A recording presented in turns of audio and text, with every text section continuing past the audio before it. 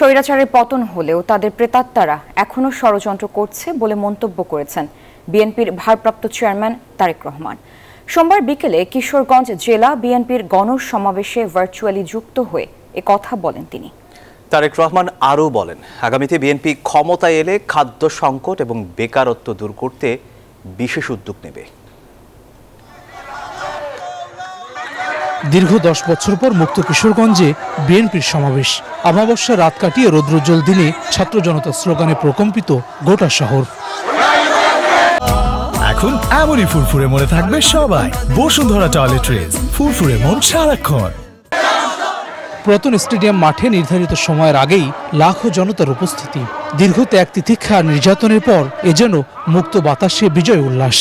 স্বৈরাচার বিরোধী আন্দোলনে যারা জীবন দিয়েছেন তাদের সবাইকে আমরা স্মরণ রাখব।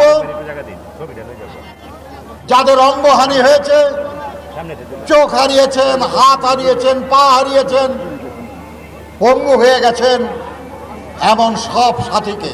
এতদিন তো মানুষ কোনো কথা বলতে পারেন নাই। শেখ হাসিনা স্বৈরাচার সরকার, উনি মানুষকে সবাই রেখে জিম্মি করে রাখছিলেন। সমাবেশে গণঅভ্যুত্থানে কিশোরগঞ্জের 17 শহীদ পরিবার এবং আহতদেরকে আর্থিক সহায়তা তুলে দেওয়া হয়। এ সময় আহতরা গণহত্যার নির্দেশদাতাদের বিচার দাবি করেন। গত 19 জুলাই আমার ভাইকে হত্যা করে তার মাথার গুলিটা হয়ে যায়। প্রধান অতিথির বক্তব্যে বিএনপির ভারপ্রাপ্ত চেয়ারম্যান তারেক রহমান স্বৈরাচারের প্রেতাত্মাদের রুখতে সবাইকে ঐক্যবদ্ধ থাকার আহ্বান জানান। আজ স্বৈরাচারের পতন হয়েছে। স্বৈরাচারের পতন হবার পরেও স্বৈরাচারের কিছু প্রেতাত্মারা কিন্তু এখনো দেশে রয়ে গিয়েছে।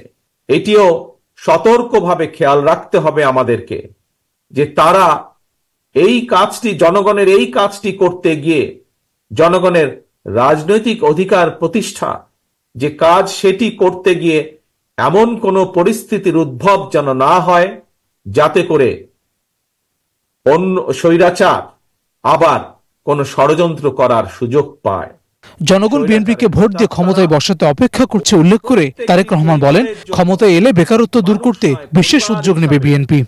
আমরা বাংলাদেশে কতগুলো পরিবার আছে, সেই পরিবারগুলোকে আমরা নির্দিষ্ট করব এবং প্রতি পরিবারকে আমরা রাষ্ট্রের পক্ষ থেকে একটি ফ্যামিলি কার্ড দিব। একটি পরিবারের মাসিক যে প্রয়োজনীয় খাদ্যদ্রব্য যেগুলো প্রয়োজন, তার মধ্যে কিছু সংখ্যক খাদ্যদ্রব্যের একটি নির্দিষ্ট পরিমাণ সহযোগিতা করার জন্য। সমাবেশে সভাপতিত্ব করেন জেলা বিএনপি সভাপতি শরীফুল আলম। বক্তব্য রাখেন কেন্দ্রীয় এবং স্থানীয় নেতারা।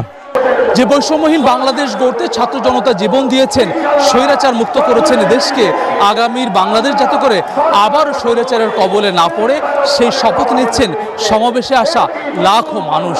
ঐক্যবদ্ধ থেকে অতীতের মতো আগামীতেও লড়াই চালিয়ে যেতে চান তারা। হাসান ওয়ালি, নিউজ 24, কিশোরগঞ্জ।